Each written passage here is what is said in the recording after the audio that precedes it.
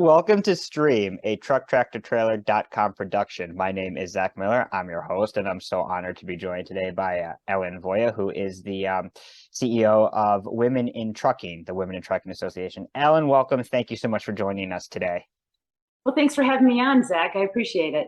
Oh, absolutely. It's so great. There's always so much, I think, going on, especially, where we sit here as an industry right now, and in terms of, employment and recruitment. And I think there's we know as an industry we need to get both more women involved, more younger people involved. Obviously, there's a diagram that intersects with that, but one of the points that's been really driven home, and as I always like to say, pun intended here on Stream, is that when it comes to drivers, women tend to be safer drivers than men do.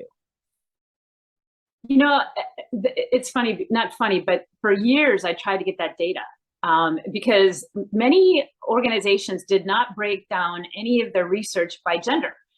Because the trucking industry has been such a male-populated industry that they didn't even think about it. In fact, a lot of companies didn't even know what percentage of their driving fleet was female.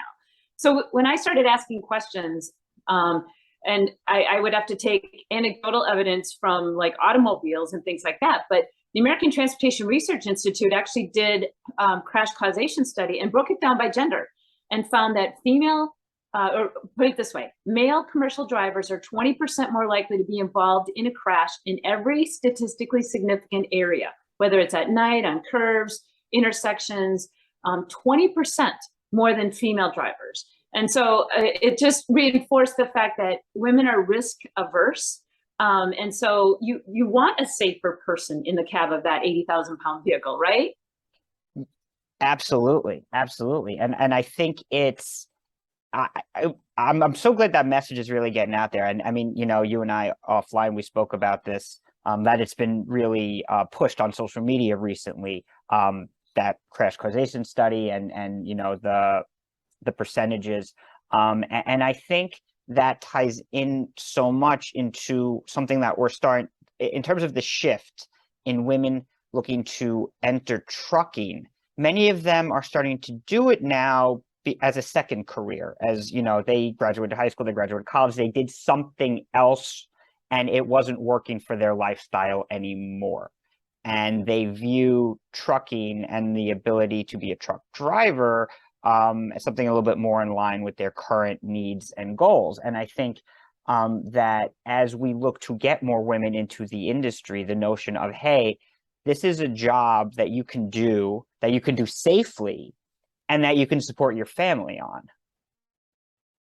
So we did a study a few years back, a best practices study, and we found that 83% of female drivers come into the industry at the urging of a family member or friend. So this is typically a husband or and so they already know what the lifestyle is like, right? And the average age of a woman coming into the industry is 50. So that means her children are grown. And somebody, typically again, a husband or boyfriend, says, hey, go get your CDL and come out on the road with me. So most women come into the industry because of a family member or friend. Interestingly enough, we're finding a lot of women are coming into trucking from the medical field. They were burned out.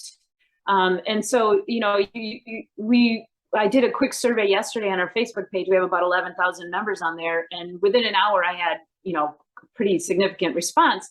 And medical was at the top along with retail and hospitality. So think about during the pandemic when hospitality careers basically stopped. I mean, hotels and if you worked at convention centers or you worked in, conferences or maybe even entertainment venues, that stopped. So they lost their jobs. Retail, a lot of retail was affected.